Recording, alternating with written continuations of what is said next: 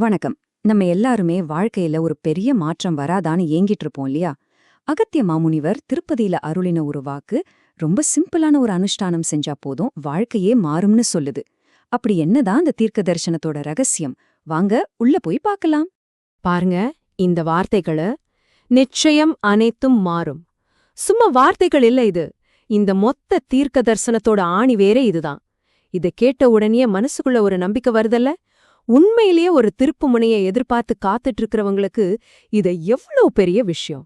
சரி, இவ்ளோ உறுதியான ஒரு வாக்குறுதிய யாரு, எங்க, எப்போ கொடுத்தாங்க? இந்த வாக்கு மகாமுனிவர் அகத்தியரால புண்ணிய ஸ்தலமான திருமலை திருப்பதியில வரப்போற மார்ச் 9, 2025 அன்னைக்கே அருளப்பட்டதா சொல்லப்படுது.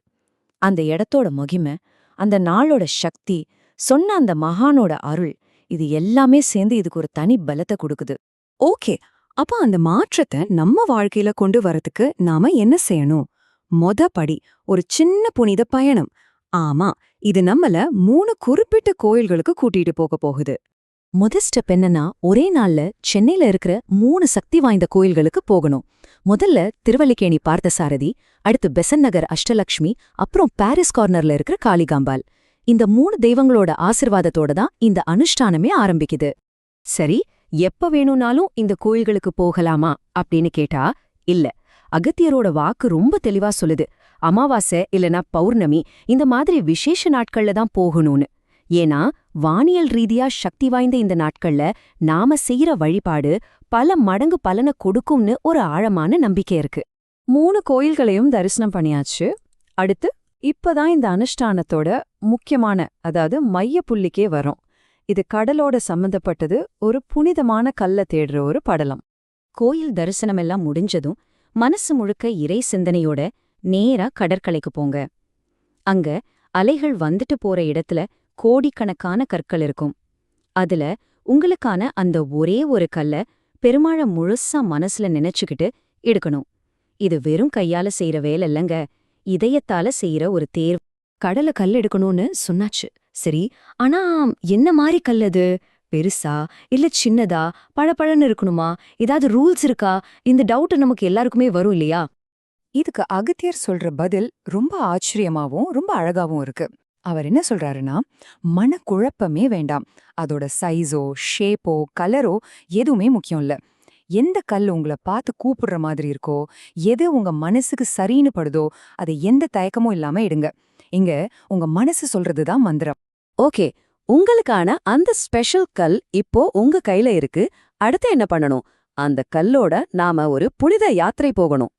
ஆமா, கடல்ல இருந்து நமக்கு கிடைச்ச அந்த கல்ல கலியுகத்தோட கண்கண்ட தெய்வமான ஏழுமலையான் இருக்கிற திருப்பதிக்கு எடுத்துட்டு போகணும். இது எதுக்குன்னா, ஒரு வகையில அந்த கல்லுக்கு தெய்வ சக்தியை ஏத்துற மாதிரி, இன்னொரு வகையில நம்ம பக்திய அந்த பெருமான் முன்னாடி கொண்டு போய் சமர்ப்பிக்கிற மாதிரி. புனித யாத்திரையும் முடிஞ்சாச்சு. இப்போ அந்த தெய்வீக சக்திய நம்ம வீட்டுக்கே கொண்டு வந்தாச்சு. இதுதான் இந்த அனுஷ்டானத்தோட தொடர்ச்சியான கடைசி பகுதி. நம்ம வீட்ல நாம செய்ய வேண்டிய ஒரு ரொம்ப சிம்பிளான ஆனா ரொம்ப சக்தி வாய்ந்த ஒரு வழிபாடு. சரி, வீட்ல எப்படி இந்த வழிபாட்டை செய்யணும்? இந்த ஸ்டெப்ஸ கொஞ்சம் கவனமா பாருங்க. முதல்ல அந்த புனிதக்கல்ல தண்ணி நிறைஞ்ச ஒரு பாத்திரத்துல வைக்கணும். வாக்குல வெள்ளி பாத்திரம்னு சொல்லியிருந்தாலும் ஐயோ என்கிட்ட இல்லையேன்னு வருத்தப்படாதீங்க. உங்க வசதிக்கு எது முடியுமோ அந்த பாத்திரமே போதும். 2வது, நல்ல வாசனை இருக்கிற பச்சை கற்பூரத்தை பொடி பண்ணி அந்த தண்ணில கலந்துடுங்க. 3வது, இதுதான் ரொம்ப ரொம்ப முக்கியம். அத வெறும் கல்லா பாக்காதீங்க, சாக்ஷாத் நாராயணனோட ஸ்வரூபமா நினைச்சு தினமும் வணங்கணும். கடைசியா உங்க உதடுகள் நாராயணா நாராயணான்னு அந்த நாமத்தை சொல்லிக்கிட்டே இருக்கட்டும். இந்த வழிபாட்டை இன்னும் கொஞ்சம் ஸ்பெஷல் ஆக்குறதுக்கு ஒரு அழகான விஷயத்தையும் சொல்லியிருக்காங்க. பூஜையின் போது உங்களால முடிஞ்ச இனிப்புகளை நைவேத்தியமா, அதாவது கடவுளுக்கு படையலாம், அந்த நாராயண ரூபமான கல்லுக்கு முன்னாடி வச்சு வணங்கணும். கடவுளுக்கு படைச்ச பிரசாதம் கடைசியில கடவுளோட குழந்தைங்களுக்கு தானே போய் சேரணும் இல்லையா? அதனால நைவேத்தியம் செஞ்ச அந்த இனிப்புகளை குழந்தைங்களுக்கு கொடுக்கணும்னு வாக்கு சொல்லுது. பாருங்க, பகிர்ந்து கொடுக்கும்போதுதான் பக்தி முழுமை அடையுதுன்னு எவ்வளோ அழகா சொல்லியிருக்காங்க.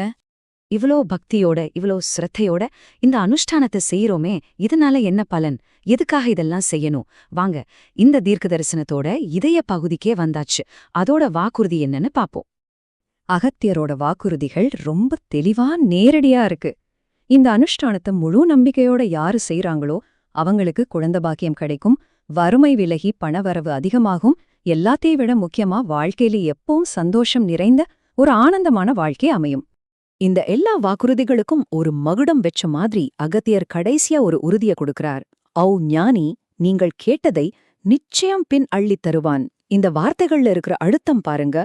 இந்த அனுஷ்டானத்தோட சக்தியையும் பலன் நிச்சயம் கிடைக்கும்ங்கிறதையும் எவ்வளவு ஆணித்தரமா சொல்லுது.